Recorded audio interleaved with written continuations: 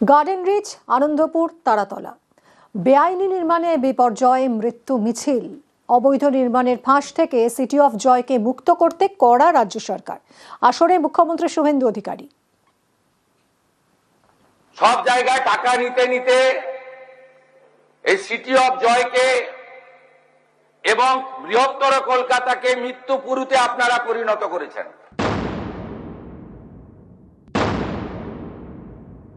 কাউকে ছাড়া হবে না। আমরা পুরো ফ্যাক্ট ফাইন্ডিং বের করেছি, কোনো ছাড়াছাড়ির সিন নেই।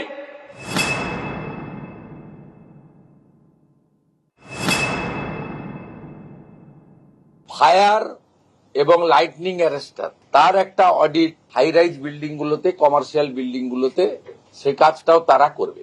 এটা খুব এসেন্সিয়াল, কারণ তিল জ্বলার ঘটনাটার সঙ্গে ফায়ারের অ্যারেঞ্জমেন্ট ইকুইপমেন্টস এবং ফায়ার লাইসেন্সের কোশ্চেন রিলেটেড ছিল।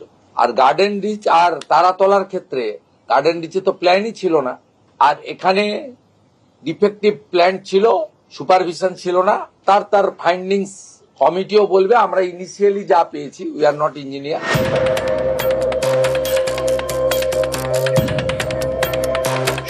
শহরতলি জুড়ে গত কয়েক বছরে যেখানে সেখানে যেন ছিল রুমাল হয়ে গেল বিড়াল পরিস্থিতি। কাল ছিল পাড়ার পুকুর, আজ সেখানে হাই রাইজ। কোথাও খেলার মাঠ হয়ে গিয়েছে শপিং কমপ্লেক্স। দিনের পর দিন জমির চরিত্র বদলেছে, উঠেছে দেদার বেআইনি বিল্ডিং। চেনা শহর হয়ে গেছে অচেনা, পাল্লা দিয়ে বেড়েছে দুর্ঘটনা। 2024 সালের 17 মার্চ গার্ডেন রিচ। গভীর রাতে নির্মীয়মান 5 তলা বিল্ডিং তাসের ঘরের মতো ভেঙে পড়ে, 13 জনের মৃত্যু হয়। প্রাথমিক তদন্ত রিপোর্ট আসার পর পুরসভার 3 ইঞ্জিনিয়ার সাসপেন্ড হয়েছিলেন। কলকাতা পুরসভার ভূমিকা নিয়ে কলকাতা হাইকোর্ট তীব্র ক্ষোভ প্রকাশ করে।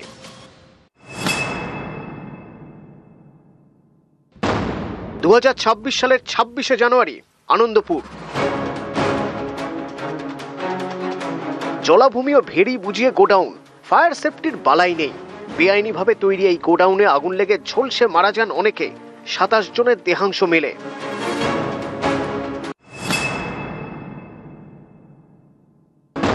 2026-এর 24শে জুন, এবার তারাতলা।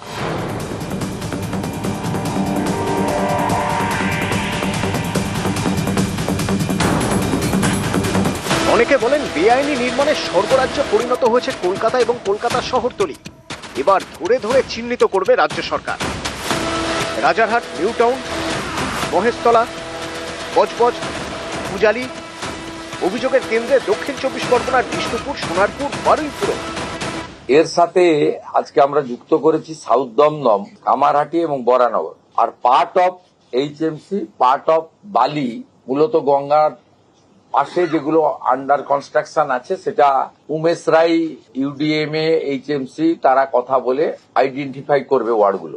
সেখানেও কিন্তু আন্ডার কনস্ট্রাকশন গুলোর ক্ষেত্রেই বলা হয়েছে রেল, মেট্রো রেল, আমাদের সরকারি যে কাজ, পোর্টের যে কাজ, এনএইচ এর কাজ, স্টেট হাইওয়ে ডেভেলপমেন্ট কর্পোরেশনের কাজ, বা অন্যান্য যে সমস্ত সেন্ট্রাল এবং স্টেট গভর্নমেন্টের যে কাজ রয়েছে, সেই কাজকে এর আওতার বাইরে রাখা হয়েছে।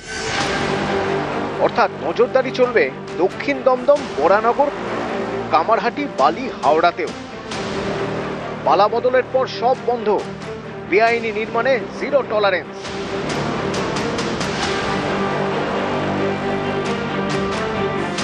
কলকাতা পুরসভা এলাকার বেআইনি নির্মাণে নজরদারি শুরু। শুক্রবারই পুলিশ কমিশনার অজয় নন্দার সঙ্গে বৈঠক করেন পুর কমিশনার স্মিতা পান্ডে। বেআইনি নির্মাণ চিহ্নিত করে পদক্ষেপ করা হবে। আমরা এসওপিতে ঠিক করছি, আমরা মোটামুটি আশা করি নেক্সট উইক থেকে শুরু হয়ে যাবে। এসওপি রেডি করা হচ্ছে? হ্যাঁ, হচ্ছে। নতুন সরকারের শপথ, বেআইনি নির্মাণের চক্র ভেঙে ফের সিটি অফ জয় হয়ে উঠবে কলকাতা। নিউজ 18 বাংলা। তারাতলায় বিপর্যয়, এবার আর্কিটেক্টকে ব্ল্যাকলিস্ট। গোডাউনের নকশা তৈরি নেক্সাস নামের সংস্থার। কড়া পদক্ষেপ মুখ্যমন্ত্রীর।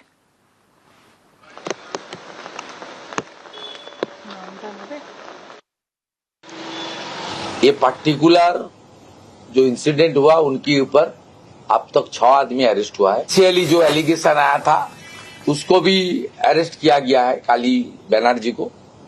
और जो वहां का ब्रोकर था सबको लिया। आज एक डिसीजन हम लोग लिया है, वो कल ऑफिस खुलने के बाद कमिश्नर एडमिनिस्ट्रेटर करेगा।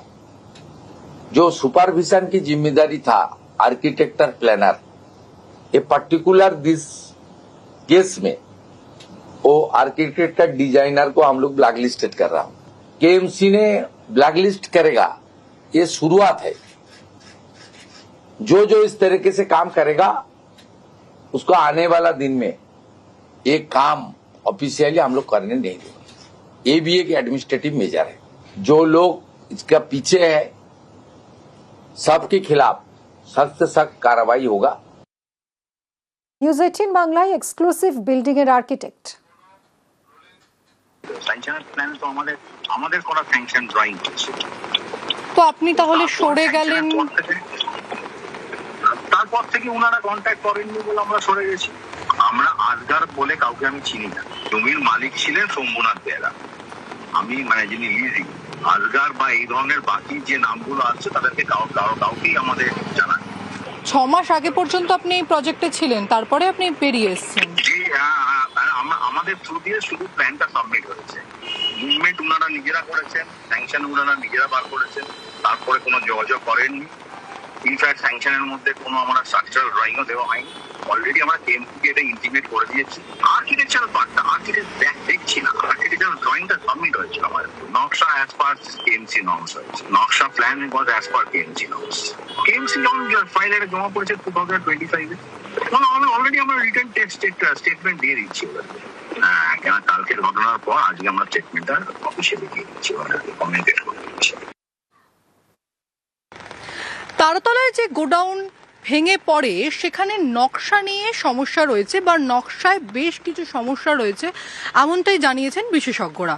আমরা এই মুহূর্তে যেখানে দাঁড়িয়ে রয়েছি সেটা হচ্ছে যে সংস্থা বা যে অর্গানাইজেশন এই যে তারাতলার গোডাউন রয়েছে সেই গোডাউনের নকশা বানিয়েছিল এবং কলকাতা পুরসভার ক্ষেত্রে একটি নকশার যে প্ল্যান সেই প্ল্যান জমা দিতে হয় কলকাতা পুরসভাকে এবং সেখানে স্যাংশন করে কলকাতা পুরসভা। আমরা এই মুহূর্তে দাঁড়িয়ে রয়েছি নেক্সাস বলে যে কোম্পানি, সেই কোম্পানির যে অফিস তার বাইরে।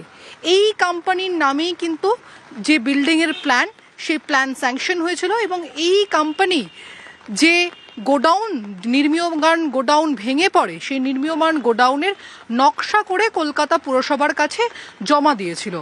তবে এই মুহূর্তে তারা সেই কাজের সঙ্গে যুক্ত নন এমনটাই জানান এখানকার অর্থাৎ নেক্সাসের যিনি মালিক তিনি।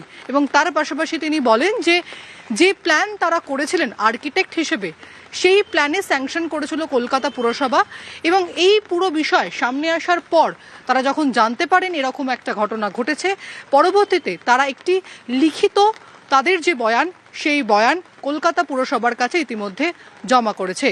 ক্যামেরায় সনতের সঙ্গে প্রীতি, নিউজ 18 বাংলা, কলকাতা।